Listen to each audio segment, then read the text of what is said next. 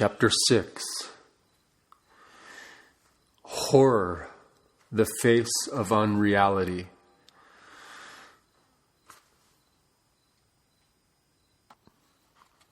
In Chapter 3, I pointed out how the denial of feeling that characterizes the narcissist differs from the absence of feeling in the catatonic schizophrenic. The catatonic's body goes rigid, nothing moves, and so there is nothing to feel. Not so with the narcissist. The narcissist moves about like an ordinary person. On the surface, it is difficult to detect the lack of feeling, except for two signs. One is the presence of a facade, which betrays the fact that the person is functioning in terms of an image rather than a feeling self. A facade is recognized by the fact that it always has a fixed expression. For example, the fixed smile that many people wear. A facade is really a mask, which is characterized by its lack of aliveness. The other sign is a special look in the eyes, or rather, the absence of a look. The eyes are dull. No light shines through them. There is no expression of feeling. This dullness in the eyes in no way reflects a dull mind. Quite the contrary. Mentally, narcissists are sharp and alert. Their thinking is clear and logical. I have known narcissists who are tournament bridge players, computer experts, financial wizards, and shrewd lawyers. Their thinking, however, was not connected to feeling. Their minds operated like computers. Eye contact is an expression of friendliness, for it represents a degree of intimacy that one doesn't accord to total strangers. It is interesting to note that the common form of greeting among some African natives is the expression, "I see you." It is true that one also sees an absence of feeling in the eyes of schizoid or schizophrenic individuals, but the quality is different. Schizophrenics' eyes have a faraway or vacant look, as if they were looking past you, while a part of them sees and hears you, another part is off somewhere else. When schizophrenics get this faraway look, we say their eyes go off. Narcissists' eyes never go off. Their minds don't depart from the reality of the situation they are in. Looking at you, they see you, but not as a feeling being, only as an image. It is as if they were seeing you as a reflection in a mirror. Thus, they can be aware of everything you do, but still not see the essential you. In this sense, there is an important break with reality in the narcissist's personality, but it is not the same as the schizophrenic's break with reality. One would never call a narcissist crazy. However, much a degree of insanity may be present in the depths of his or her personality. See Chapter 7. But why are the narcissist's eyes so dull? I suggest earlier that narcissists cut off their feelings as a defense against vulnerability. Yet neurotics do the same.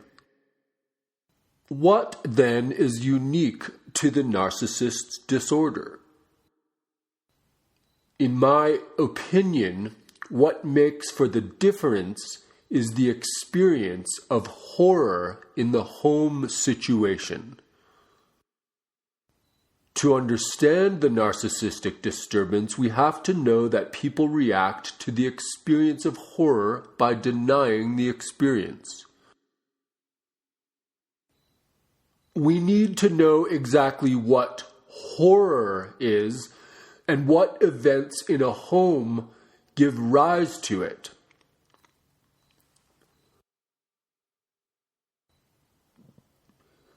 It was Paul who first made me conscious of the role of horror in the etiology of narcissism. So I shall begin with his case. The case of Paul. Paul, a man of about 36, came to me with the primary complaint of depression. What surprised me in his case was my inability to evoke any emotional response in him. I noticed, however, that while doing some breathing exercise, Paul uttered sounds that made me think of old Jews at the Wailing Wall in Jerusalem. When I pointed this out to him, Paul didn't react. He expressed neither interest nor surprise. His face was a mask. One can penetrate such a mask by applying light pressure with the fingers to the cheekbones alongside the nose. The pressure is on the risorius muscles and prevents the person from smiling. When I tried this maneuver with Paul, his face took on a very sad, lost look. His only comment, however, was, "I don't feel anything." I asked Paul to open his eyes wide while I continued the pressure. This exercise brought out a strong expression of fear. Yet again, Paul's only comment was, "I don't feel anything." Paul's physical appearance offered one clue to his problem. Although his body was well shaped, without any obvious distortions, I had the strong impression that his head was not connected to his body in an energetic sense. By this I mean that any movement or impulse that occurred in the body didn't extend to and involve the head. By the same token, Paul's perceptions and thoughts did not immediately influence his body's reactions. It is as if he were split. What went on in his body was not directly connected with what went on in his head. At the time I was working with Paul, I was only just becoming aware of how basic this kind of split is to narcissistic disturbances. I recall thinking that Paul lived predominantly in his head, and how appropriate it was that he was a college professor. Today I understand more clearly how the break in connection between head and body is responsible for a person's lack of feeling.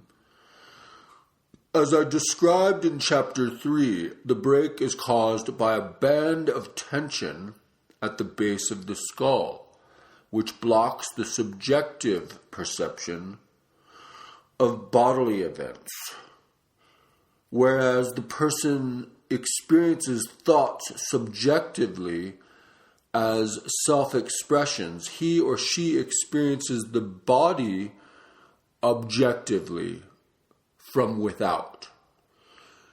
Yet, in contrast to the schizophrenic dissociation of head and body, in which the body is regarded as an alien object, the narcissist knows that it is his or her body. Paul was not schizoid or schizophrenic. The disassociation of the head from the body in schizophrenic conditions is generally manifested by a lack of alignment between the axis of the head and that of the body. The head is tilted to one side, which may be so slight in some cases that only an experienced eye would detect it, or it may be quite evident depending on the degree of dissociation. In some cases, an exaggerated elongation of the neck reflects the separation. Neither of these signs is seen in the narcissistic disturbance, because the energetic connection between head and body has not been broken. The theories I had evolved to explain those disorders were not applicable to Paul's case. What had happened then to cause his disorder? Paul was the youngest of 3 children, the 2 older ones being girls. As far as he could remember, his mother and father didn't get along. He related that his mother used to scream at his father and often became quite hysterical. His father, in turn, would fly into a violent rage, occasionally smashing some object and sometimes beating one of the girls. Paul looked on helplessly, unable to stop the parental madness. He himself did not recall ever being hit by his father. In describing all this, Paul spoke logically and coolly. He showed no emotion concerning the events he reported. It was as if they hadn't really happened to him. He could have been discussing a story he had read, a horror story. It is true, but one that didn't involve him. Or one might depict Paul's emotional detachment another way. In many respects, his childhood had a nightmarish quality. It was like a bad dream, which one dismisses as unreal when one is awake.